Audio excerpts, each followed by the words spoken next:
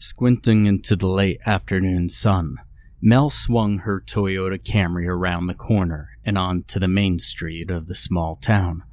Trying to keep a firm hold on why she was there, she studied her surroundings with a critical eye. The center of the town consisted of a pharmacy, general store, fire station, which also seemed to double as the police station, and a Catholic church that had seen better days. Fall had definitely come early to this small town. Rustic-colored leaves swirled around the deserted sidewalks. The rickety fence in front of the church seemed to be succumbing to the pressure of the heavy clouds that hung low in the sky. Mel reached up to twine a lock of hair around her finger, only to grasp air. Flipping down the rearview mirror, she glanced at her newly cropped hair in annoyance. What was once long, blonde, and curly was now a short bob that frizzled uncontrollably. By the time she reached the end of town, Mel had crossed social life off of her could possibly happen while I'm here list. Grabbing her road map on the passenger seat, Mel glanced down to where her aunt's road had been marked with a red star. Driving slow so she wouldn't miss the road, Mel gripped the steering wheel with tension. Where the hell is it? Just as Mel finished mumbling the question, she spotted a dirt road on her right. Stomping on the brake, she made a sharp right turn, only to slosh her untouched coffee all over the floor when she hit a massive pothole. Stopping to clean the mess, her eye was caught by a faded red street sign. It was almost completely covered by the drooping branches of a pine tree growing behind it. She squinted to see the writing more clearly, and she pressed her face against the driver's side window. Shadwell Pond, she murmured. Where's Shadwell Drive? Glancing at her map again, she double-checked the road name. Well, this must be it, she concluded with some annoyance. She switched on her headlights, and she started down the dirt road in search of the house. Scanning the trees, she started to get worried that she was on the wrong road. But not ready to give up, though, she ventured further in, slowing to a crawl in places to avoid the worst of the potholes. Where the hell is it? Mel thought as she gripped the steering wheel with nervous fingers. And then finally, a shingled roof came into view over the trees. She tentatively pushed the Camry over 10 miles an hour, and winding her way around a bend, she was suddenly in front of what she hoped was her aunt's house. It was a 2-story thin structure with a widow's peak in the front. The exterior was a faded bluish-gray color. The house contrasted violently with the earthy tones of the forest behind it. It seemed to pierce the sky like a burial stake. Mel glanced nervously at the front of the house, praying she was in the right place. She took in the windows that were dark and musty-looking. Dead leaves gathered by the wind were piled along the front of the house, and over to the left she glimpsed an empty porch in the same bluish-gray color. The paint on the porch had started to peel, giving it a lonely feel, and 100 feet from the porch was a small pond that looked stagnant and congested. Feeling a chill run up her spine at the sight of the house, she thought longingly of her friends back in Boston. "I can't believe you're doing this, Mel," Jen snapped in frustration. Really, is this too much even for you? Packing everything up and moving 4 hours away for 2 months? What, just so you could spend time with an elderly aunt that you haven't seen since you were, 5?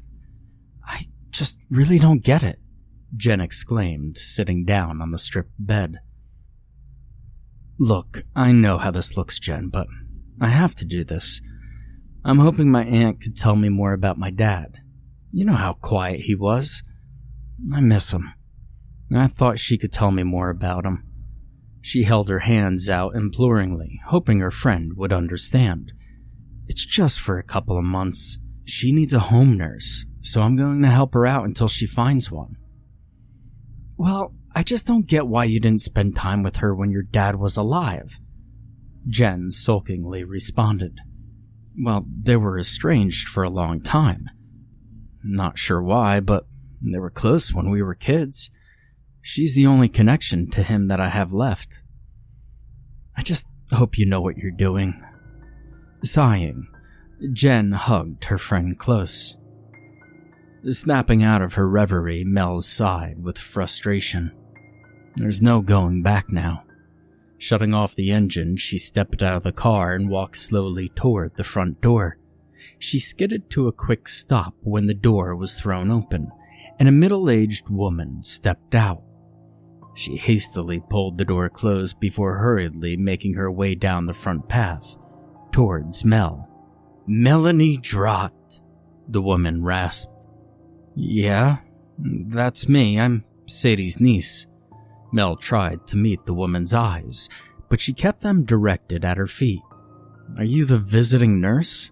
Mel asked, getting annoyed with the woman. "Yes, I am. I was." She looked back up at the house. "I have to go," she whispered and started walking off. "Wait," Mel shouted. "Aren't you going to tell me what needs to be done? I thought you'd be staying until we found someone permanent." Continuing to walk away, the woman barely glanced back when she barked, "I have to go, now." Turning back to the house, Mel sighed. At least she knew she was in the right place. Starting to make her way up to the front door, she was startled to feel a hand grab her shoulder. "Don't stay," the woman pleaded, gazing at Mel with so much intensity, it was Mel's turn to look at her feet. As the moment passed and Mel didn't respond, the woman seemed to give up. She turned without another word, and she walked away. Mel watched her disappear around the bend, wondering, where was her car at? Grimacing in annoyance, she started walking towards the front door again. "Great. Just frickin' great," Mel muttered. "Glad to know the locals are batshit crazy." She cautiously let herself in, and Mel found herself in a dim foyer. Waiting a moment to let her eyes adjust to the gloom, she inspected her surroundings. The walls were painted a dark blue shade, and there were smudges on the wall where pictures had once hung. The floor was covered with an old oriental carpet that was so thin in places you could see the hardwood floor beneath it. There was an overwhelming musty odor to the air, and the house creaked and groaned like it was complaining of aches and pains. "Aunt Sadie?" Mel called out, uncertainly. When there was no answer, Mel started to venture further into the gloom. Walking into the room at her right, Mel found herself in what looked like the living room. She spotted a hunched figure sitting in an old-fashioned wooden wheelchair. "Aunt Sadie? It's me, Mel. I'm David's daughter." Not getting a response, she inched forward. "Aunt Sadie?" she whispered. For no reason she could see, the hair on the back of her neck prickled. She was nervous, she realized. "Get a hold of yourself, Mel," she scolded herself harshly. Inching forward, Mel now stood in front of the figure. Shoving away her wariness, Mel took the opportunity to study her aunt. She was a tiny woman, frail and gaunt. Her head was bent so far forward her chin nearly touched her chest. She held her age-worn hands loosely in her lap. Hesitantly, Mel reached out to touch the back of her hand, and before she could touch her, the old woman's head snapped up suddenly. Mel yelped with surprise, stumbling backward and tripping over something hard. She scrambled to stand up, and she pushed the stool she had tripped over out of the way. She could feel the heat race to her cheeks over her clumsiness. This house, or is it Aunt Sadie, is making me jumpy, Mel thought with frustration. "Are you all right, my dear?" It was quite the tumble you took. Why don't you sit down and catch your breath?" Her aunt chuckled low in her throat. Still feeling ill at ease, Mel smiled weakly. "Aunt Sadie?" she queried. "Well, yes, of course, my dear. Were you expecting someone else?" She chuckled again with her throaty laugh. "You must be Melanie. I'm so happy you've come to stay with me. A soul gets lonely all the way out here alone. Please, sit down. I hope you didn't hurt yourself too badly." Sadie slanted a concerned look at her that didn't quite reach her eyes. Chalking her nerves up to fatigue after the long trip, Mel sat down on one of the upholstered wooden chairs. She rested her elbows on the arms and sat slightly forward to better examine her aunt in the gloom. Sadie's white hair was pulled back in a severe bun. Her paper-like skin was stretched taut over her bones. Small brown eyes peered out at her from tiny bifocals resting at the tip of her nose. She had small, hawk-like features, and a small smile played about her thin lips.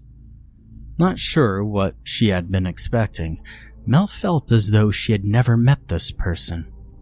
It had been 18 years, Mel reminded herself in an effort to calm down. Still, though, she felt like this woman could have been 185 instead of 85 years old. Even though Mel was doing her best to relax, she nevertheless felt a shiver run up her spine. "I'm happy to be here. Dad always spoke very highly of you," Mel ventured weakly. "Ah, yes, David. God rest his soul. He spoke highly of you too, you know. It's a shame we weren't able to see each other more often before he passed, but that's all ancient history." She waved airily, dismissing the thought. "Now, I assume you brought all your treasures with you?" At Mel's nod, she indicated a staircase Mel hadn't noticed before. "The 2 rooms in the back are yours to do with whatever you wish, my dear. I believe one will make a nice bedroom, and perhaps a sitting room will work well for the other," Sadie stated, essentially dismissing her niece. "Thank you, Aunt Sadie," she murmured. I saw your nurse leaving when I pulled in. She didn't give me, any instructions on what to do. To, help you, I mean." She could feel herself getting flustered for some reason. "Nothing to it, really." Aunt Sadie smirked again.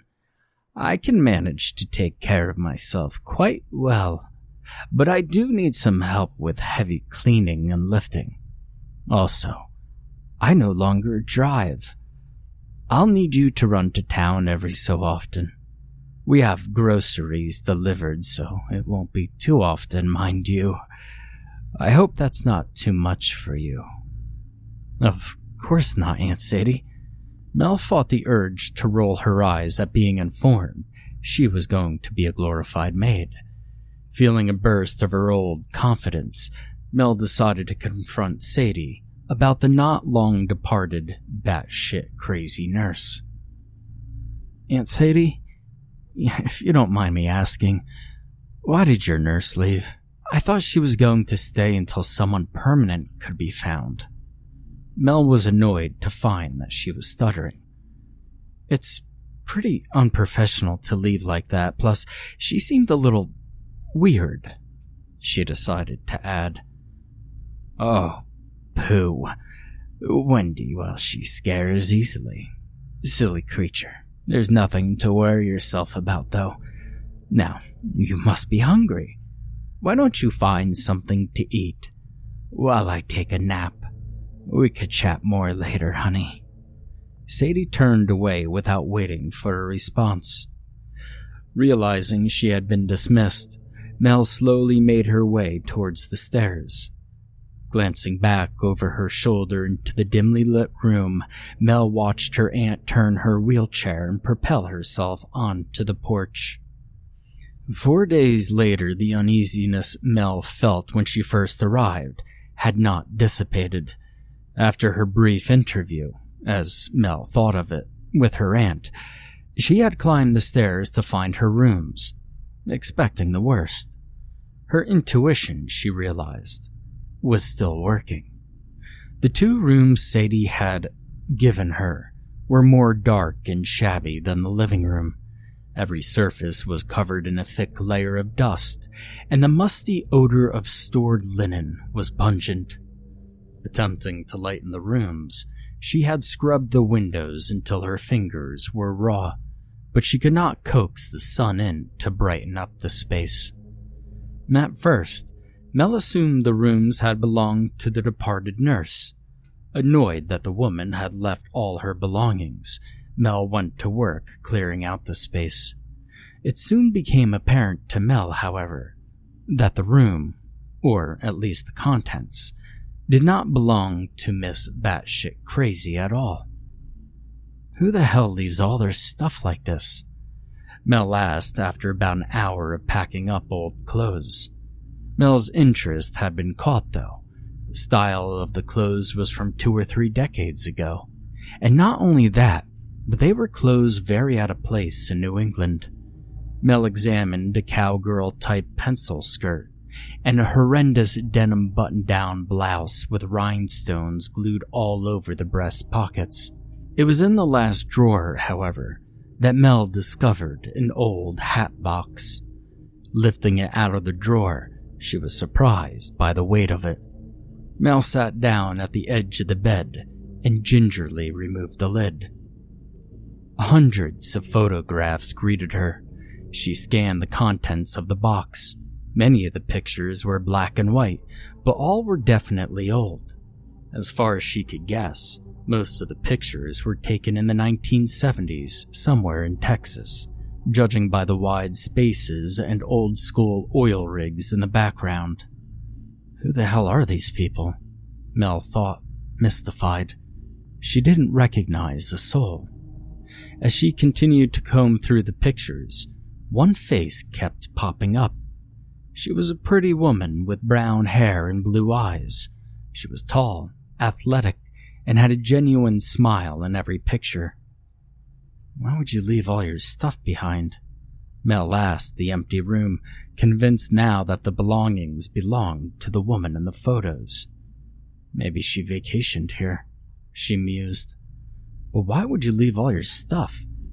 Knowing there would be no answer, Mel fell exhausted into bed, resolved to ask Sadie about it in the morning. Her days, so far, revolved around cleaning, reading, and peeking over her shoulder looking for something that was going to grab her. She hadn't seen much of her aunt. Besides mealtimes, Sadie stayed pretty much to herself. The only exception was in the morning when her aunt gave out the daily chore list. After days of being cooped up inside and dusting her aunt's endless porcelain doll collection, Mel desperately needed a break. Checking to make sure she would not be missed, she let herself out the living room door and onto the porch. Happy to be away from the confining house, Mel absent-mindedly started making her way to the pond. She drew in deep lungfuls of crisp air as she watched the leaves swirl overhead. She hoped to walk off some of the nervous energy that never left her in the house.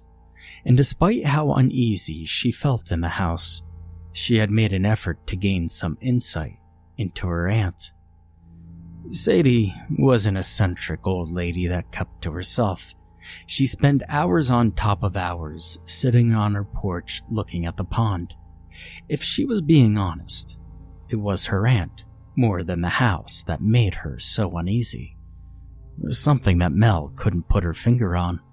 She tried to rationalize away the apprehension she felt by telling herself she was just homesick. But there was something definitely missing from her aunt, though. She was cordial, but something was off. She didn't behave as a normal aunt would. Now, try as she might, Mel couldn't seem to get comfortable in her presence. She noticed it yesterday. Well, you're very handy with a vacuum, Melanie. I can't push that thing anymore, you know, Sadie called from her wheelchair. It's not a problem, Aunt Sadie.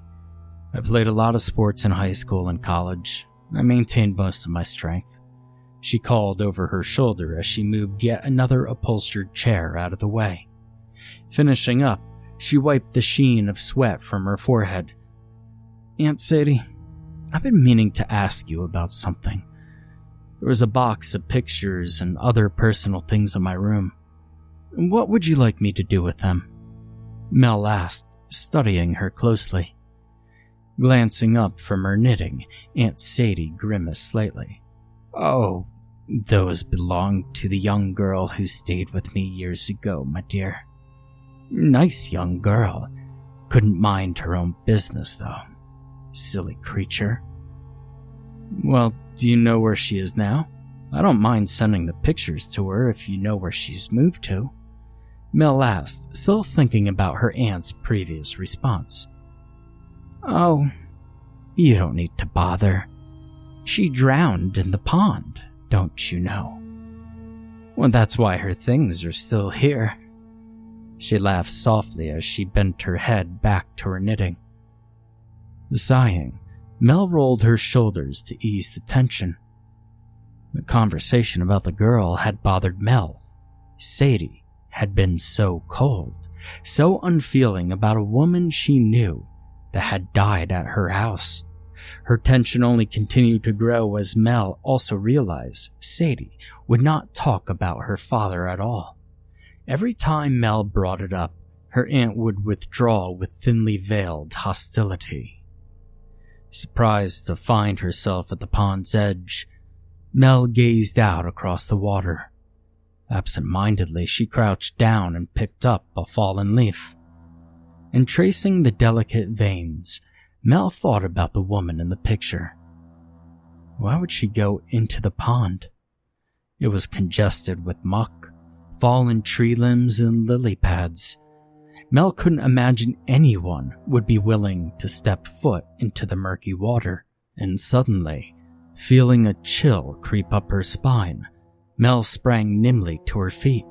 She felt an unexpected need to get away from the pond. Turning quickly, Mel started back toward the house, picking up speed as she went.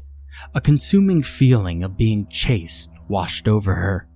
Increasingly nervous, Mel was almost at full sprint by the time she reached the porch stairs.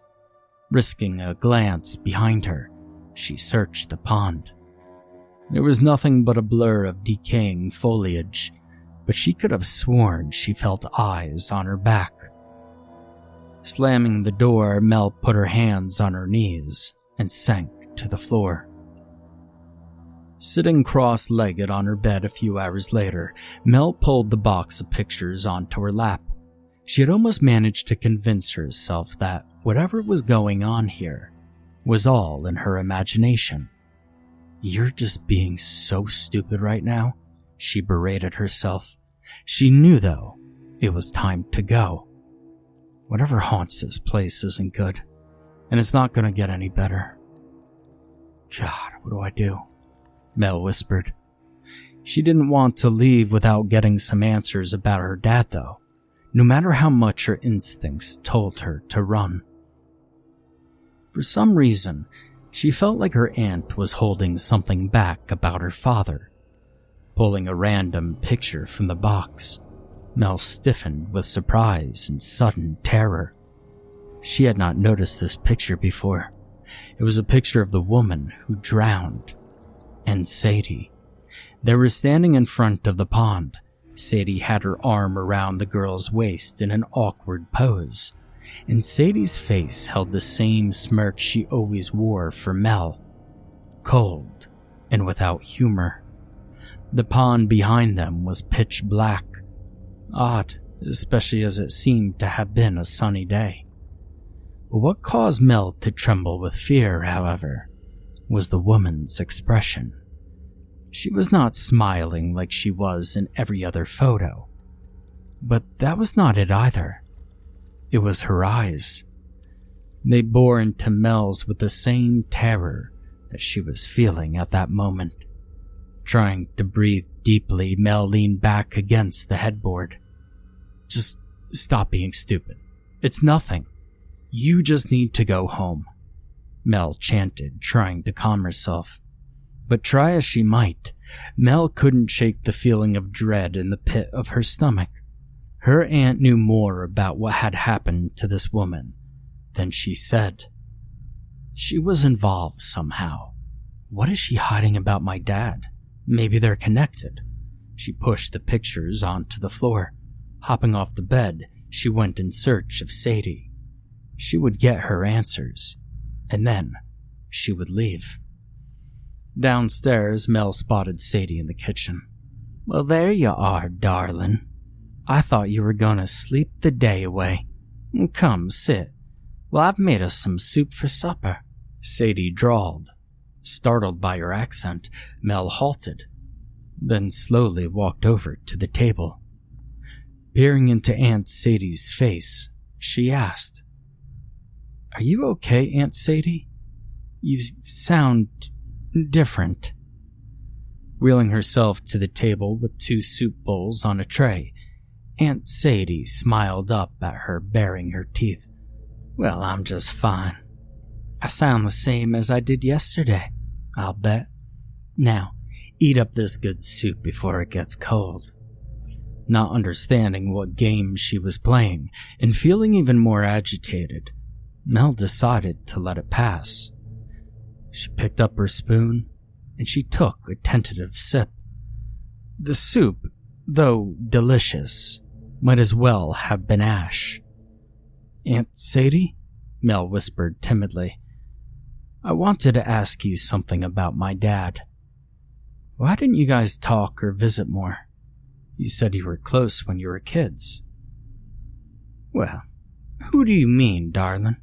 Sadie looked confused. Too upset by her own thoughts, Mel didn't respond.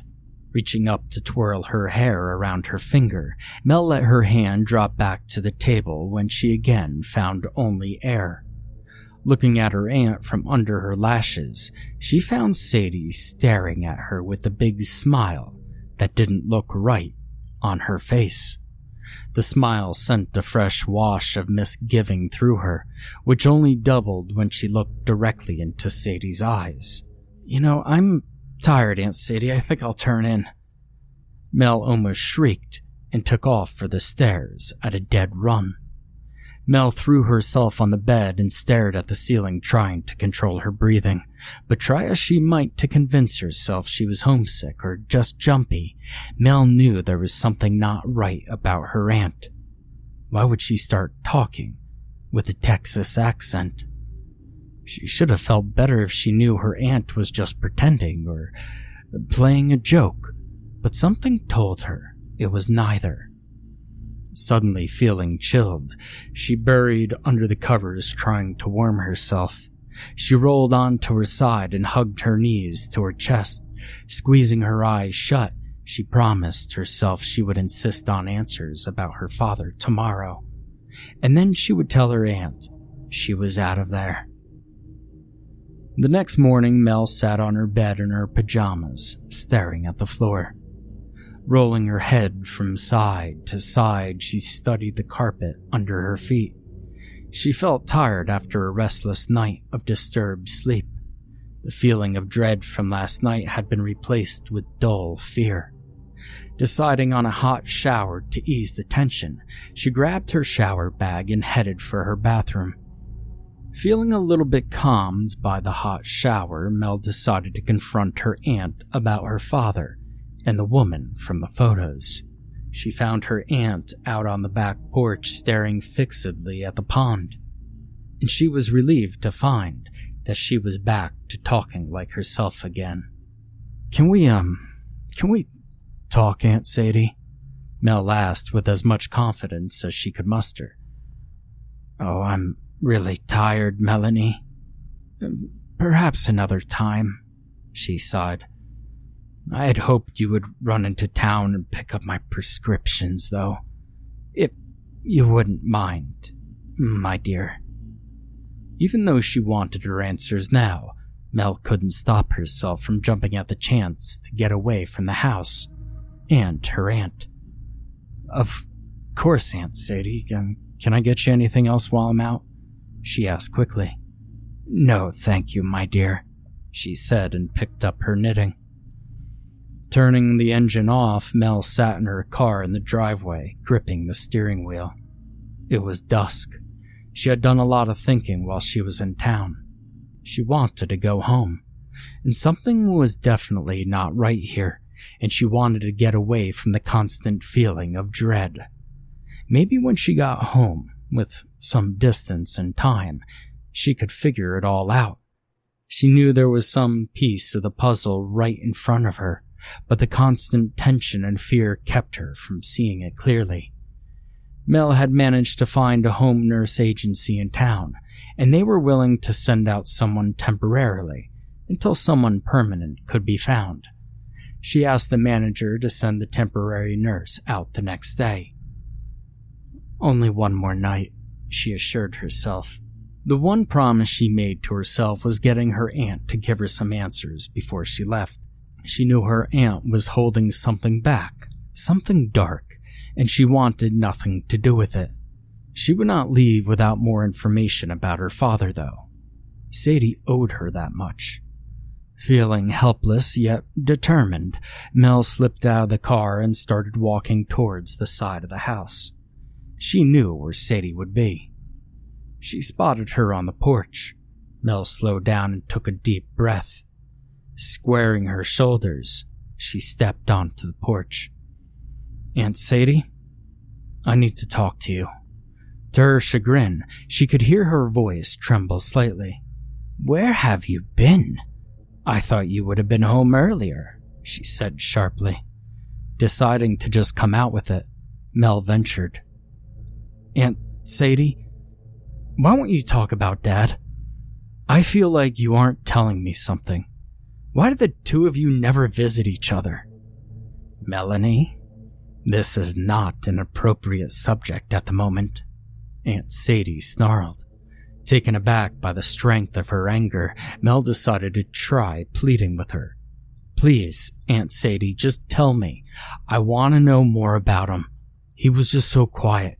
He never talked about himself, and I just miss him so much."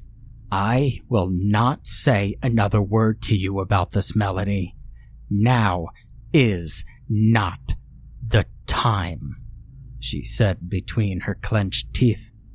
In desperation, Mel blurted out the one trump card she had. "I'm leaving tomorrow, Aunt Sadie. Please, just tell me why you were estranged. Please." Sadie was staring up at her with a look of contempt. "You fool. He knew what I was. He knew what I did. He wanted to protect you," she shrieked with more force than Mel ever thought she had in her. Feeling a thrill of fear run through her, Mel shrank back. "What do you mean?" "Don't you know, honey? Your daddy knew. Oh yeah, he knew all about me," she taunted, lapsing back for a moment into the fake Texas accent. "Aunt Sadie, I don't understand," she stammered, feeling the beginnings of panic. She tried to tell herself there was nothing to be afraid of. She's a tiny woman confined to a wheelchair, but she couldn't stop her limbs from trembling. "Oh, but you will understand, honey," she smiled, her eyes boring to her with hatred. "The old needs to feed." Mel felt her knees unexpectedly buckle. Sinking to the floor, she grimaced in pain. She tilted her head back to see Sadie staring at her with her cruel smile. As Mel watched in disbelief, her skin began to change color. Tiny pinpricks of black were forming on her exposed skin. As the spots expanded, black oily liquid began to trickle down her arms and face. The horrible liquid oozed from her pores. The musty odor of stagnant water and decay hit Mel like a cannon. She stared up at her in frozen terror. and the liquid had begun to gush faster. Her fingernails grew dark and started lifting from her skin, and the black liquid started to trickle from her ears. It leaked from her eye sockets and out of her nose, and the fetid odor was suffocating. Mel gagged and retched while she struggled to get up. Her limbs felt like lead. Her body was useless, held by invisible hands in cold terror. "Melanie?" Sadie growled through clenched teeth. Her teeth had grown too big for her mouth. Her gums, black from the liquid, bulged and ripped. Her aunt's voice had taken on an inhuman pitch that rattled Mel's bones, making her ache in agony. "Stop, please, Aunt Sadie, stop!" Mel screamed in utter torment. "Help!" she called out to an empty forest. Unexpectedly standing up, Sadie loomed over the prostrate Mel. Her eyes were black as death. Madness contorted her features, and malice and hate looked down into Mel's face with glee. Mel shrieked uncontrollably as tears streamed down her face and burned her skin, and Sadie watched her closely. Leaning down, she pushed her mutilated face right next to Mel's. In fear-stricken agony, Mel whimpered. No longer able to scream, she gulped in air, trying to think. Sadie's mouth opened and expanded, and Mel could hear the bones break in her aunt's jaw as her mouth continued to jar apart. Her eyes bulged from the strain, and muck dropped from her open mouth to the floor with a sickeningly watery thud. Nausea rolled in Mel's stomach as she smelled the decay of evil. Struggling again wildly, Mel sobbed brokenly. "Please, God, help me. Please help me," she continued to chant as her strength began to run out. "No one is going to help you," Sadie hissed hatefully, the sound coming from everywhere. In her terrified state, some part of Mel's mind realized what she was dealing with. The answers she sought were in front of her. The shock of the truth hit her and suspended her in time, in a haze of clarity for a moment. Mel looked at the gruesome and horrific thing leaning toward her. "I know now," she thought as viciously as she could manage. Somehow hearing the thought, Sadie reached out savagely and grabbed a handful of Mel's hair. Twisting it with brutal force, her aunt swung her by her hair like a rag doll. Mel realized she was being dragged across the porch. She could feel the black liquid dripping on her scalp and running down her cheeks. She could taste the fetid water mixed with her salty tears. She could feel the piercing heat of Sadie's leg against her shoulder. And then, summoning all of her will, she tried to regain her feet, only to be whipped back. Clutching at the hand holding her hair like a vice, Mel screeched in pain as she slid down the stairs on her shins. The pain radiated everywhere as the wood splintered and ripped her skin open. Crying uncontrollably once more, Mel reached up again to pry her aunt's fingers from her hair. Inhuman strength kept her locked in place, however. She could not budge her aunt's grip or find purchase on her oily skin. Continuing to struggle desperately for her freedom, Mel started to feel the hair being ripped from her temples. She tried to stand again. She reached up, hoping to find a weak spot. And somehow, her aunt was able to anticipate every move. She yanked Mel back with a vicious force, causing every nerve ending in her body to burn like white-hot metal spikes were being pushed into her spine. Mel's vision blurred and went dim. She gratefully waited for blackness to overcome her. But the haze blew away as quickly as it appeared. They were on the grass, Mel realized. She was being dragged on her back through the wet yard. Rallying once more, she desperately fought to gain her footing. She dimly realized nothing could stop this thing.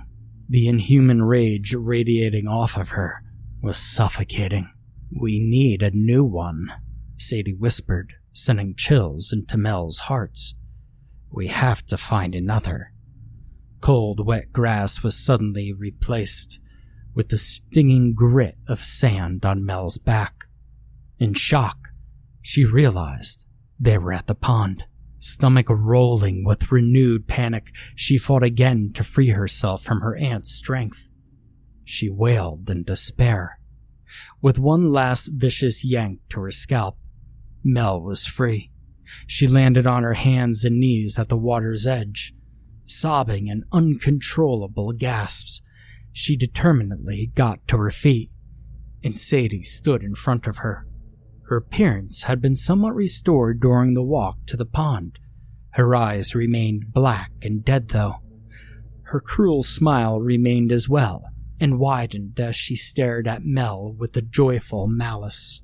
Unable to speak any longer, Mel stood shaking uncontrollably, desperately trying to think of a way to escape what she knew was coming.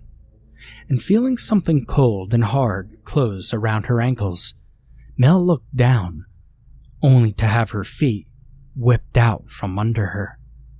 Landing flat on her stomach, she screamed out in silent fear as all the breath left her body, and panic seized her fully as she felt herself being slowly dragged into the water. She called for help again weakly, knowing that there was no one to help her. Reaching blindly down, Mel frantically tried to release her foot. The taste of hot fear burned in her mouth when she could not feel anything to release, yet she continued to be pulled into the pond. She turned over again, and Mel screamed at a shrill, ear-piercing shriek of all-consuming terror. She blindly clawed at the sand in front of her, trying to find anything to grab onto, and she fought wildly to stop the inevitable descent into the water. She could feel her fingernails ripped from her fingers as her hands encountered rocks that would not stop the slide. A small part of her rational mind penetrated her terror enough for her to notice how surprisingly warm the water was on her legs. Glancing up at the house in panic, Mel could have sworn she saw a woman in the window of her bedroom. Not understanding, she continued to thrash against the pole. Up to her thighs in water, Mel's adrenaline spiked through her as she clawed desperately in the muck. Voice hoarse from screaming, Mel sobbed and pleaded for Sadie to help her, knowing that she wouldn't. Her aunt stood silent and terrible. She only watched.